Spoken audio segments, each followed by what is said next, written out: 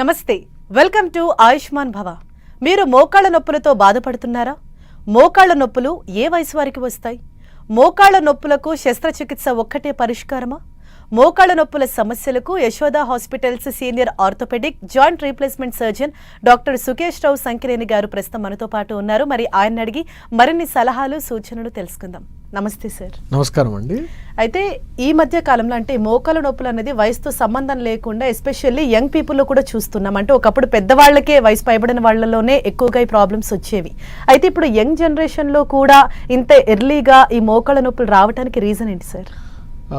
One of the reason ఏంది అని అంటే ఇప్పుడు వీఆర్ మోర్ యాక్టివ్. అంటే పాతకాలంలో కంటే ఇప్పుడు మనం we are engaging more in sports, అదొకటి అవుతాయి. రెండోది our lifestyle has become more active. And third important point our diet, మనం తీసుకునే న్యూట్రిషన్ కూడా లిటిల్ డిఫెక్టివ్ ఉంది. సో ఇవన్నీ కంబైన్డ్ అయ్యేసరికి ఏంటంటే మనకి యంగ్ పేషెంట్స్లో less than 40 years, around 45 years ఈ ఏజ్లో కూడా మనకు ఈ నీ పెయిన్స్ అన్నీ వస్తున్నాయి. అలాగే అన్ట్రీటెడ్ స్పోర్ట్స్ ఇంజరీస్ వల్ల కూడా మనకి నీ ఆర్థరైటిస్, నీ పెయిన్ అన్నది కామన్గా చూస్తున్నాం మనం. అంటే అసలు ఏ ఏజ్ నుంచి స్టార్ట్ అవుతాయి సార్ ఈ మోకాళ్ళ నొప్పులు అన్నవి? So it can happen at any age, అంటే డిపెండింగ్ ఆన్ ది ప్రాబ్లమ్. అంటే ఇప్పుడు కొందరికి చిన్న వయసులో ఉన్న వాళ్ళకి ఏదైనా ఆస్ట్రోకాండ్రల్ లీజన్ అంటాం, అంటే మోకాళ్ళ లోపల రక్త ప్రసరణ సరిగా లేకపోతే అది నీ డ్యామేజ్ అవ్వడం జరుగుతుంది. సో అక్కడి నుంచి స్టార్ట్ అవుతే ఇప్పుడు నీ లిగమెంట్ ఇంజరీస్ ఉంటాయి, ACL టేర్ ఉంటుంది. అవి దాన్ని వి డోంట్ ట్రీట్ చేయనప్పుడు ఏమవుతుందంటే అది మెనిస్కస్ టేర్, కార్టిలేజ్ డిఫెక్ట్ చేస్తుంది. అప్పుడు అదొక age, maybe around 25-30 years again.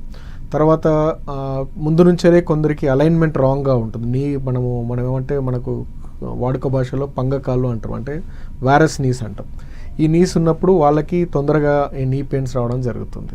So ఈ 3 subset ఆఫ్ పేషెంట్స్లో మనకి మోకాళ్ళ నొప్పి అన్నది కొంచెం తొందరగా చూస్తాం.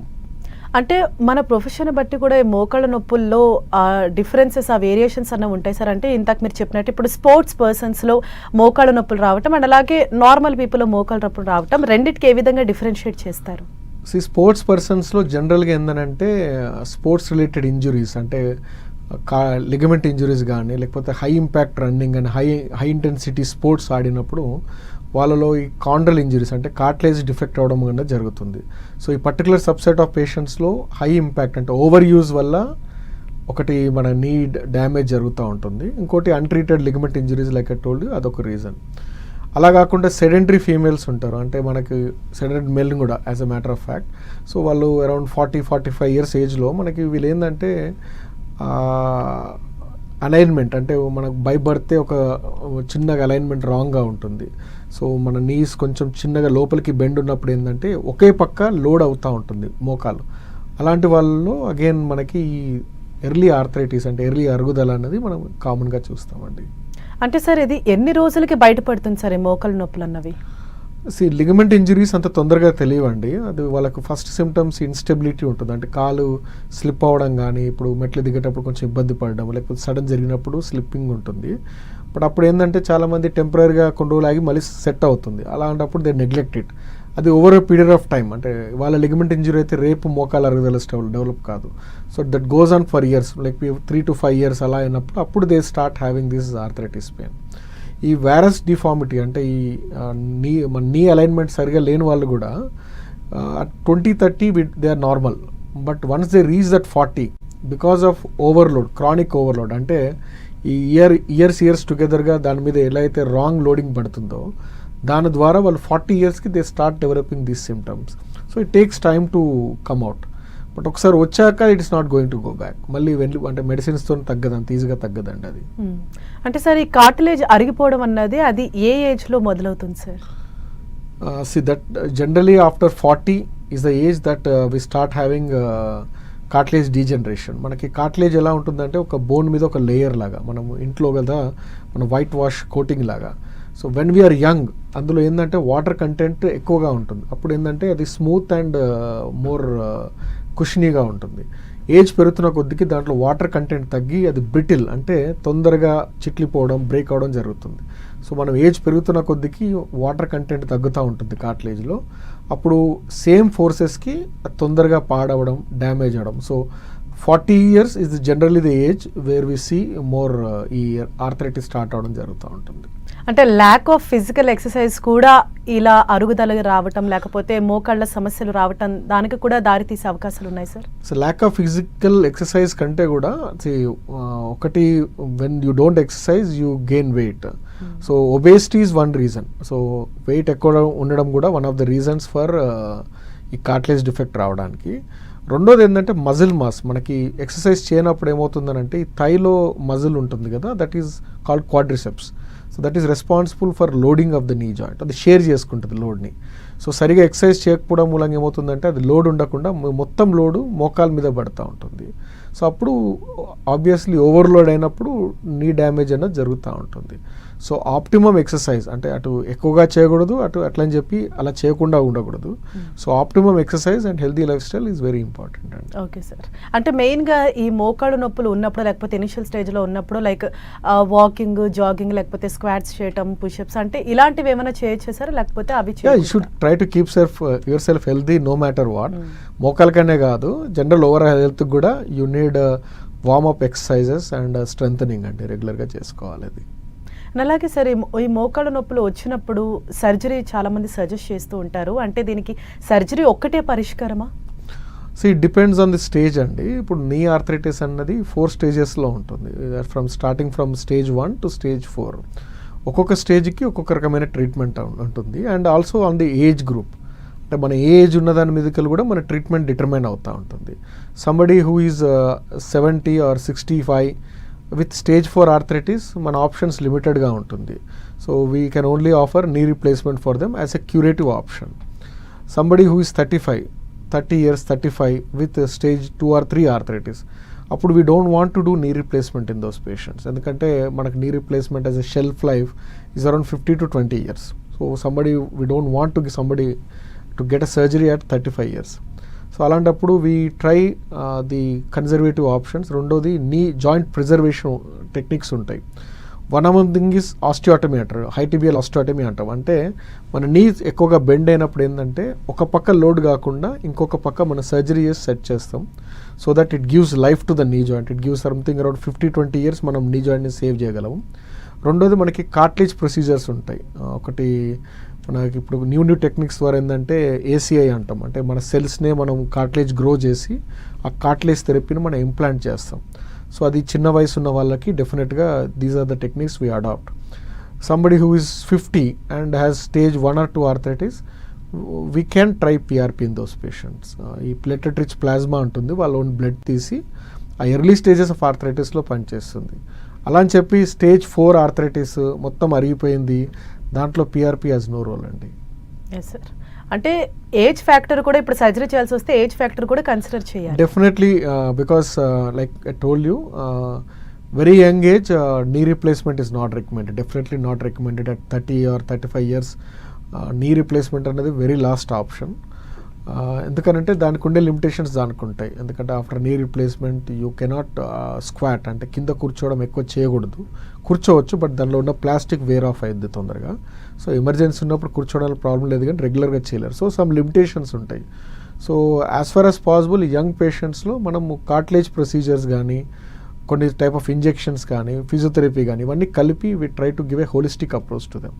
So that knee replacement prolong చేయడం, అంటే అవసరం లేకుండా కొంచెం ప్రొలాంగ్ చేసే ప్రయత్నం చేస్తాం. అంటే సార్ ఈవెన్ యంగ్ పీపుల్లో కావచ్చు, పెద్దవాళ్ళకి కావచ్చు, అంటే సర్జరీ చేసిన తర్వాత వాళ్ళ లైఫ్ స్టైల్ ఏ విధంగా ఉంటుంది సార్? అంటే ఇంతకు ముందులాగా నార్మల్గా ఉంటుందా, లేకపోతే ఏమైనా చేంజెస్ చేసుకోవాలా? అంటే there are two subsets of questions in this. ఒకటి నీ రీప్లేస్మెంట్ పరంగా చూస్తే అంటే 70 years 65 I don't think so there is much of a difference. ఎందుకంటే వాళ్ళు ఆల్రెడీ కింద కూర్చోలేని పరిస్థితి ఉంటారు. సో వాళ్ళలో పెద్ద లైఫ్ స్టైల్ డిఫరెన్సెస్ రావు. In fact post knee replacement they can climb stairs, they can be more active. So that is one thing. అదే young పేషెంట్స్కి డెఫినెట్గా like I told you I don't recommend knee replacement at a younger age. తప్పదన్నప్పుడు ఇంకా మొత్తం joint destroy అయితేనే we consider knee replacement. But whatever chance is there we definitely try to do cartilage procedures and osteotomies. అవి చేసుకున్న తర్వాత జనరల్గా అయితే పెద్దగా ఏం రిస్ట్రిక్షన్స్ ఉండవు. ద ఓన్లీ థింగ్ మనం జనరల్గా జాయింట్ ప్రొటెక్షన్కి ఏమంటామంటే ఇప్పుడు స్టేజ్ 3, స్టేజ్ 4 ఆర్థరైటిస్ ఉన్న వాళ్ళలో కింద కూర్చోకూడదు, తర్వాత మెట్లు తగ్గించుకోమని చెప్తాము. క్రాస్ లెగ్ సిట్టింగ్ ఓన్లీ అవసరమైతే కూర్చోమని చెప్తాం అంతే. Yes. These are the only 3 restrictions we generally tell. But otherwise they can practically do all their work that they want to do. Okay sir. అంటే ఇప్పుడు ప్రెసెంట్ ఉన్న లైఫ్ స్టైల్లో అసలు ఈ మోకాళ్ళ నొప్పులు రాకుండా ఉండాలంటే ముందస్తుగా ఎటువంటి జాగ్రత్తలు తీసుకోవాలి? బేసిక్ ఎక్సర్సైజెస్ అండి. అంటే ఎవెన్చువల్లీ మనం హ్యూమన్ బీయింగ్స్ అయినప్పుడు వెన్ వీఆర్ బైపోడల్ స్టాన్స్ అంటాం. యానిమల్స్ అన్ని 4 legs మీద నిలబడితే మనం ఓన్లీ 2 legs మీద నిలబడతాం. సో దట్ ఆ కర్స్ వల్ల మనందరికీ మోకాళ్ళు అన్నవి ఓవర్లోడెడ్ అవుతూ ఉంటుంది. బట్ ఏంటంటే by being active, by doing basic exercises and by maintaining weight, I think you can delay the onset of arthritis. But దాంట్లో ఒక సబ్సెట్ ఉంటుంది. అంటే how you are born, not every individual is the same. So ఎవరెవరు మనమందరం ఒక్కొక్కరు ఒక్కో రకంగా we're built up. So unfortunately some పేషెంట్స్కి అది తొందరగా అరుగుదల, no matter what they do, even they are thin, they will have arthritis. But అట్లని చెప్పేసి nothing is lost. We have treatment options in the form of joint conservative options. So అది చేసినప్పుడు we can prolong the need for మన knee replacement అండి. Yes sir. అంటే ఇంతకు ముందుకి ఇప్పుడు ఉన్న లేటెస్ట్ అడ్వాన్స్డ్ ట్రీట్మెంట్స్ ఏంటి సార్? ఇప్పుడు మనకి ఎర్లీ స్టేజ్ ఆఫ్ ఆర్థరైటిస్లో వీ గాట్ ఆర్థ్రోస్కోపీ, అంటే కీ హోల్ సర్జరీ ఉంది. దాంట్లో ఏంటంటే మనము కెమెరా లోపల చూసి ఈ కార్టిలేజ్ డిఫెక్ట్స్ ఏవైతే ఉన్నాయో దాన్ని ఫిల్ చేయొచ్చు మనం. Or we can transplant cartilage from one portion to the other. That way we can, like I told you, we can avoid arthritis. ఇప్పుడు మనకి కార్టిలేజ్ డిఫెక్ట్ అంటే మన హైవేలో పాట్ హోల్స్ లాగా అన్నట్టు. You don't close the pothole, that pothole will become bigger.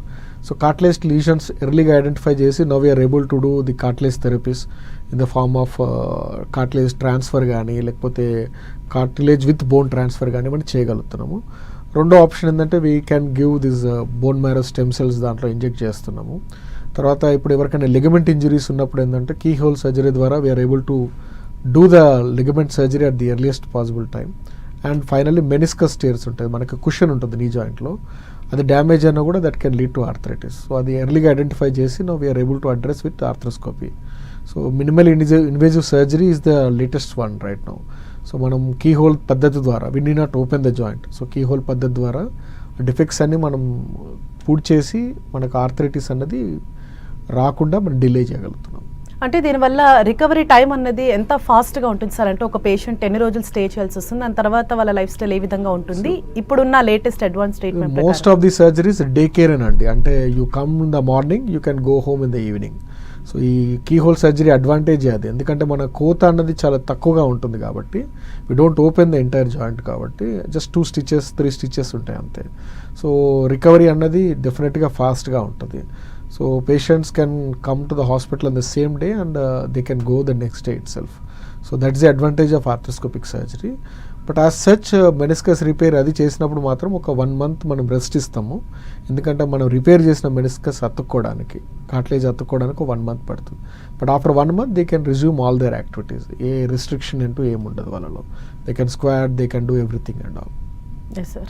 అంటే ఇప్పుడు చాలా మందిలో ఈ మోకాళ్ళ నొప్పులు ఇవన్నీ వస్తూ ఉంటాయి. సర్జరీ చేసిన తర్వాత ఒక డౌట్ ఏంటంటే మళ్ళీ లాంగ్ రన్లో రియాకర్ అయ్యే ఛాన్సెస్ ఏమన్నా ఉంటాయా అని. సో ఇది if it is knee replacement that you are talking about, usually it all depends on implant survival. ఆ లోపల వేసే మన ఇంప్లాంట్ బట్టి ఉంటుంది. కరెంట్గా ఉన్న కోటెడ్ ఇంప్లాంట్స్లో generally they suppose to last for 30 years. That's what the lab says. ఇప్పుడున్న స్టడీస్లో 30 years ఉంటాయి అంటున్నారు. సో ఇప్పుడు రోబోటిక్ సర్జరీ కూడా వచ్చింది. So we're doing robotic knee replacements nowadays so that the alignment is maintained well.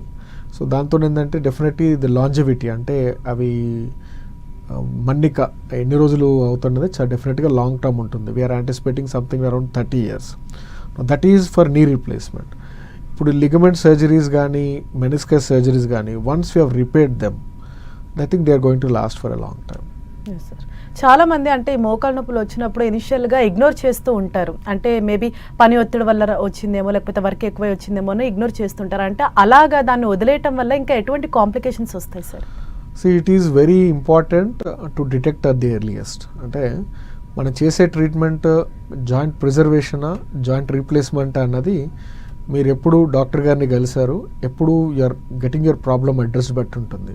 ఇప్పుడు ఎవరికైనా చిన్న, like I told you, very small defect ఉన్నప్పుడు అయితే మనం కీ హోల్ పద్ధతి ద్వారా కానీ దాన్ని అడ్రస్ చేసి we can preserve the joint. But దాన్ని నెగ్లెక్ట్ చేశారనుకోండి, ఆ చిన్న డిఫెక్ట్ కాస్త మొత్తం వేర్ ఆఫ్ అయిపోతుంది జాయింట్. సో ఫైనల్ స్టేజెస్ అంటే బోన్ అండ్ బోన్ ఆర్థరైటిస్ వచ్చినప్పుడు if you go to a doctor nothing can be done at that time only knee replacement సర్జరీయే ఉంటుంది ఆప్షన్ అది. So if you are having a problem అంటే జనరల్గా మనం medication తీసుకుంటాం, that's the first line of treatment. Medication physiotherapy తగ్గలేదు అనుకోండి, then I think you should address it. అంటే దాన్ని ఎవాల్యుయేట్ చేయించాలి ఎంఆర్ఐతోని. దానిలో నిజంగా డిఫెక్ట్ ఉంటుంటే మాత్రం డెఫినెట్గా దాన్ని అడ్రస్ చేసుకుంటే it's better. So it is like a saying, a stitch in time saves 9. సో రైట్ టైంలో రైట్ సర్జరీ చేసుకుంటే జాయింట్ ప్రిజర్వ్ అవుతూ ఉంటుంది. Yes sir. అండ్ ఒబేస్ పీపుల్లో ఈ మోకాళ్ళ సమస్యలు ఎక్కువగా చూస్తుంటామని అన్నారు. అంటే ఇప్పుడున్న లైఫ్ స్టైల్లో చాలా మంది కూడా ఒబేసిటీ బారిన పడుతున్నారు. అంటే ఈ ఒబేసిటీ కాకుండా ఇంకా ఎటువంటి జబ్బులు కావచ్చు అలాంటి వాళ్ళలో ఈ మోకాళ్ళ నొప్పులు ఎక్కువగా చూస్తుంటాం sir? Obesity is definitely bad for everything and either joint and everything. So obesity కాకుండా అంటే మనకి అదర్ అసోసియేటెడ్ ప్రాబ్లమ్స్ ఉంటాయి. ఫర్ ఎగ్జాంపుల్ మనకి ఇన్ఫ్లమేటరీ ఆర్థరైటిస్ అంటారు, కొందరికి జాయింట్ ఆర్థరైటిస్, రుమటాయిడ్ ఆర్థరైటిస్ అని, లేకపోతే ఎస్ఎల్ఈ ఉంటుంది, స్కిన్ కండిషన్స్. సో ఇలాంటి వాళ్ళలో కూడా ఇన్ఫ్లమేటరీ ఆర్థరైటిస్ అనే కండిషన్ వస్తుంది. సో మోకాళ్ళు వాళ్ళలో జాయింట్ పెయిన్స్ రావడం సర్వసాధారణంగా చూస్తాము. అదిగాక బై బర్త్ కొన్ని కండిషన్స్ ఉంటాయి, సికిల్ సెల్ అనీమియా అంటాము. సో వాళ్ళలో రక్త కణాలు కొంచెం అబ్నార్మల్గా ఆక్సిజన్ తీసుకుంటాయి. సో అలాంటి వాళ్ళ పేషెంట్స్లో తొందరగా బోన్లో నెక్రోసిస్ అంటే బోన్ చనిపోవడం జరుగుతుంది. థర్డ్ ఒకటి ఏంటంటే మనకి ఈ మధ్యన కోవిడ్ తర్వాత post covid either it is due to steroid use or covid వల్లనే కూడా మన ఈ హిప్ జాయింట్స్ వాటిల్లో బోన్కి బ్లడ్ సప్లై అనేది లేకుండా మనకి ఎవాస్కులర్ నెక్రోసిస్ అంటాం. సో బోన్ డెత్ చనిపోవడము, బోన్ కొలాప్స్ అవ్వడం లాంటివి కామన్గా చూస్తున్నాము. సో సచ్ పేషెంట్స్ మళ్ళీ hip problems, hip replacement, shoulder replacement, knee రీప్లేస్మెంట్కి కొంత తొందరగా వస్తున్నారు. Yes sir. అంటే ఇప్పుడు ఒక పేషెంట్కి నీ రీప్లేస్మెంట్ సర్జరీ రికమెండ్ చేసినప్పుడు అంటే నీ రీప్లేస్మెంట్ కాకుండా ఇంకా వేరే ఆప్షన్స్ ఏమైనా ఉన్నాయి sir?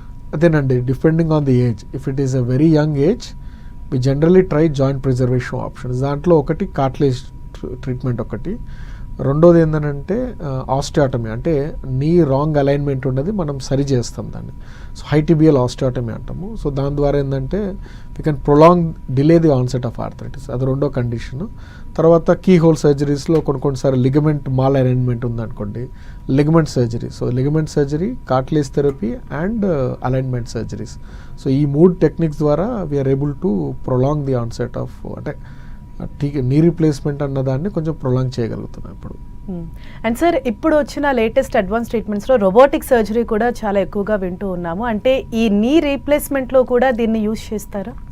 Actually robotic surgery as of now ఆర్థోపెడిక్స్లో ఉంది ఓన్లీ నీ రీప్లేస్మెంట్కే, ఆర్థోస్కోపిక్ కాదు, it is there for only knee replacement. The advantage of robotic surgery ఏంటంటే మీరు ఇంప్లాంట్ ప్రెసిషన్, అంటే ఇంప్లాంట్ ఎక్కడ ఉంటే అక్కడ మనం పొజిషన్ చేయగలుగుతున్నాము. టు బి ఫేర్ దాని అవుట్కమ్స్ మేము కూడా స్టడీ చేస్తున్నాం, we are just waiting it. But definitely now that is the craze. Even patients generally every patient who wants to undergo knee replacement nowadays is asking about robotic knee replacement అండి. And చాలా మంది కూడా అంటే అసలు ఈ robotic surgery అనేది అసలు ఏ విధంగా చేస్తారంటే డాక్టర్ లేకుండా ఓన్లీ ఆ మిషన్ ఒకటే చేస్తుంది అంటే చాలా రకరకాల డౌట్స్ కూడా ఉన్నాయి.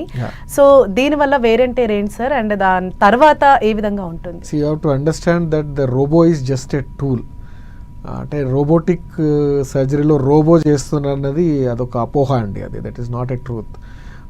సో రోబోటిక్ దాంట్లో ఏంటంటే ఇట్ ఈస్ అన్ ఎయిడ్, అంటే మన సర్జన్కి ఒక అడిషనల్ అసిస్టెంట్ అంతే అది. సో సర్జరీ అప్పుడు ఏంటంటే వి ప్లాన్ ఇట్, అంటే ఈ పర్టికులర్ మోకాలకి ఏ రకమైన అలైన్మెంట్ కరెక్ట్ అన్నది మనం రోబోలో చూసుకొని ప్లాన్ చేసి ఆ పర్టికులర్ అలైన్మెంట్లో మనం సర్జరీ చేయడానికి ఎగ్జిక్యూషన్కి ఒక టూల్ ఉంటుంది. సో సర్జరీ చేసేటప్పుడు సర్జన్ కంపల్సరీ పక్కకు ఉంటాం, మన చేతుల్లోనే ఉంటుంది ఆ so we will only do the surgery, robot will not cut on its own. So we will be there, we will plan it and we will do the surgery on there. The idea ఏంటంటే మనకు ఆ alignment అంటే ఒక్కొక్క పేషెంట్కి ఒక్కొక్క రకమైన నీ ఉంటుంది. సో మనము రోబో పద్ధతి ద్వారా పర్టికులర్ పేషెంట్కి ఏదైతే కరెక్ట్ అయిన అలైన్మెంట్ అనేది చూసుకొని ప్లాన్ చేసి సర్జరీ చేయాలండి. So that's the advantage of robotic. But as such it is the same as a routine knee replacement except with the additional assistant. Okay, అంటే దీనివల్ల ఆ పర్టికులర్ టార్గెట్ ని మాత్రమే మీరు కాన్సన్ట్రేట్ చేసి మినిమల్ గా చేస్తాం. Yeah, we will just fix it where it wants to be, అంతే. ఆ డిఫరెన్స్ లేకుండా ఈ పర్టికులర్ పొజిషన్ అంటే ఆ పర్టికులర్ పొజిషన్లో మనం ఫిక్స్ చేస్తాం, అంతేనండి. అండ్ అలాగే మీరు చాలా మంది పేషెంట్స్ని చూస్తూ ఉంటారు. అందులో ఇప్పుడున్న ప్రెసెంట్ సిచ్యుయేషన్లో యంగ్ జనరేషన్ వాళ్ళు, యంగ్ పీపుల్ వాళ్ళు ఎంతమంది వస్తున్నారు సార్? అంటే వాళ్ళ రేషియో ఏ విధంగా ఉంది? అంటే if you see my OP జనరల్గా మనకి 40-60 యంగ్ పేషెంట్సే వస్తారు. కాకపోతే డైవర్స్ నీ ప్రాబ్లమ్స్తో వస్తారు వాళ్ళు. అంటే యంగ్ పేషెంట్స్లో మేము ఎక్కువ చూసేదానంటే లిగమెంట్ ఇంజురీస్ ఎక్కువగా చూస్తున్నాం. లిగమెంట్ ఇంజురీస్, దాని తర్వాత meniscus tears, ligament injuries, meniscus tear, cartilage defects, ఇవి ఎక్కువగా యంగ్ పేషెంట్స్లో చూస్తున్నాము. ఈ old age patients definitely arthritic symptoms, మోకాళ్ళ నొప్పులు అవి చూస్తున్నాము. కొంచెం సబ్సెక్ట్ ఆఫ్ యంగ్ పేషెంట్స్లో ఈ నీ పెయిన్స్ చూస్తున్నాము. సో కార్టిలేజ్ మెత్తబడడం, కాండ్రోమలేసియా పటెల్లా ఇవన్నీ ఉంటాయి, వాటిలో కొంచెం పెయిన్తోని వాళ్ళు వస్తున్నారు మన దగ్గరికి. బట్ యంగ్ పేషెంట్స్లో మనకి ఎక్కువగా లిగమెంట్ ఇంజురీస్ ఇవే ఎక్కువ చూస్తున్నాం ఇప్పుడు. Yes sir. అండ్ మీరు ఇప్పుడు చూసినట్లయితే అంటే చాలా మందిలో ఈ స్ట్రెస్ ఎక్కువైపోవటం, అండ్ అలాగే వర్క్ ప్రెషర్ కావచ్చు, అండ్ వర్క్ కూడా చాలా ఎక్కువ అవర్స్ అయిపోతుంది, కూర్చొని చేసే జాబ్స్ అయిపోతున్నాయి. అంటే ఫిజికల్ ఎక్సర్సైజ్ అన్నది మనిషికి చాలా తక్కువ అయిపోతుంది. సో ఇప్పుడున్న ఈ సెడెంటరీ లైఫ్ స్టైల్లో ఎలాంటి చేంజెస్ చేసుకోవాలంటే ఫుడ్ హ్యాబిట్స్లో కావచ్చు, అండ్ అలాగే లైఫ్ స్టైల్ యాక్టివిటీస్లో? ఐ థింక్ ఫుడ్ హ్యాబిట్స్లో moderation is important, that's one thing. But we have to stay active, stretching out, and frequent prolong sitting ఉన్నప్పుడు ఏంటంటే కొంచెం ఫ్రీక్వెంట్ బ్రేక్స్ తీసుకొని కొంచెం స్ట్రెచ్చింగ్ ఎక్సర్సైజ్ చేసుకుంటే better. Try to stay yourself little active, that is most important. Work pressure అంటే ఒక్కొక్క job ఒక్కో రకంగా ఉంటుందండి, so that I cannot say. But what is in our hands is gentle stretching, trying to stay active, and moderate eating. I think that should, and staying hydrated. So drinking lots of water, that is more important. And ఇవన్నిటికంటే importantly even your mental బ్యాలెన్స్లో కూడా you should try to stay happy. So as far as possible, try to stay positive. That is more important. I think that is more stressful than anything else. Yes sir. అంటే even చాలా రోజులు మనం దాన్ని కదపకుండా ఉండిపోయినా కూడా, అంటే ఎట్లాంటి physical exercise లేకుండా ఉండిపోయినా కూడా అక్కడ ప్రాబ్లం క్రియేట్ అయ్యే ఛాన్స్ డెఫినెట్లీ. అంటే మజిల్ వీక్నెస్ డెవలప్ అవుతుందండి. మజిల్ వీక్నెస్ డెవలప్ అయినప్పుడు load on the joint increases. So అది ఉన్నప్పుడు మీకు అడిషనల్గా ఈ మెనిస్కస్ మీద ఓవర్లోడ్ అవ్వడము, మెనిస్కస్ టేర్, కుషన్ ఉంటుంది కదా, మెనిస్కస్ టేర్ అవ్వడం, ఇట్లాంటివి జరుగుతూ ఉంటుంది. So you have to stay active, and muscle strength అనేది మెయింటైన్ చేయడం చాలా ఇంపార్టెంట్ అండి. అండ్ సార్ మెయిన్ థింగ్ ఇక్కడ అంటే ఇట్లాంటి పెయిన్స్ అవి వచ్చినప్పుడు ఓన్ మెడికేషన్ అనేది ఎంతవరకు మీరు రికమెండ్ చేస్తారు? చాలా మంది పెయిన్ కిల్లర్స్ వేసేసుకోవటము, అంటే ఇనిషియల్ స్టేజ్లో ఉన్నప్పుడు కొంత ఇలా ఓన్ మెడికేషన్ తీసుకుంటూ ఉంటారు. సో ఓటీసీ అంటే ఓన్ మెడికేషన్ అంటే జనరల్గా మన వెస్ట్రన్ వరల్డ్లో ఓటీసీ అంటారు, ఓవర్ ద కౌంటర్ మెడికేషన్. అది జనరల్ ఇండియాలో మనకి ఎక్కువగా వాడతాం. అది to certain point it's okay, maybe once or twice ఏదైనా పెయిన్ మరి డాక్టర్ని కలవలేనప్పుడు you may take a medication, that's okay, ఏదైనా పెయిన్ కిల్లర్, క్యాల్పాల్ అనేది. But long term if you are having a problem repeatedly, I think it's best to consult A doctor. Reason ఏంటంటే long term pain killers తీసుకున్నప్పుడు ఈ especially అసిక్లోఫెనాక్, ఇవి diclofenac కానీ, they cause harm to your kidneys. So kidneys మీద defect, damage అవ్వడము. రెండోది gastritis అంటే స్టమక్లో ulcers develop అవ్వడం కానీ ఇది జరుగుతూ ఉంటుంది. So if you consult your doctor, at least ఒకటి your problem is detected, second thing you will get the right medication. So and you will avoid unnecessary complications. So ఓవరాల్గా ఏంటంటే అంటే ఏజ్ పైబడిన వాళ్ళు ఎలాగో ఎటువంటి ఎక్సర్సైజెస్ కావచ్చు, ఇతరత్ర యాక్టివిటీస్ చేసుకోలేరు. బట్ యంగ్ పీపుల్లో మాత్రం ఇలా స్టార్టింగ్ స్టేజ్లో ఉంది అని అంటే ఎక్సర్సైజెస్ వల్లనే చాలా వరకు తగ్గిపోతుంది, నార్మల్ అవుతుంది అని అంటారు. Definitely physiotherapy helps a lot.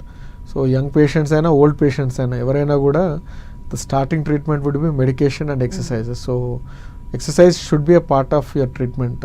Just ఒక 1 week పెయిన్ కిల్లర్స్ తీసుకున్న తర్వాత ఆపేస్తా అంటే కుదరదు. You have to do your basic physio exercises every day. That will in fact help with your joint health. And రెండోది వచ్చేసి if you are exercising regularly, you stay active. That is more important. And so exercise even for old patients and for young guys, అందరూ చేయాల్సిందే అది. But by being healthy and active, you avoid a lot of joint problems. Yes sir, right. Thank you so much sir. అంటే ఈ మోకాళ్ళ నొప్పులు అసలు రావడానికి reason ఏంటి, ఎట్లాంటి కేర్ తీసుకోవాలి, ఎటువంటి చేంజెస్ చేసుకోవాలి తెలియజేసినందుకు thank you so much. Pleasure అండి, నైస్ మీటింగ్ యూ. ఇది వాళ్ళ ఆయుష్మాన్ భవ. చూస్తూనే ఉండండి 10 TV.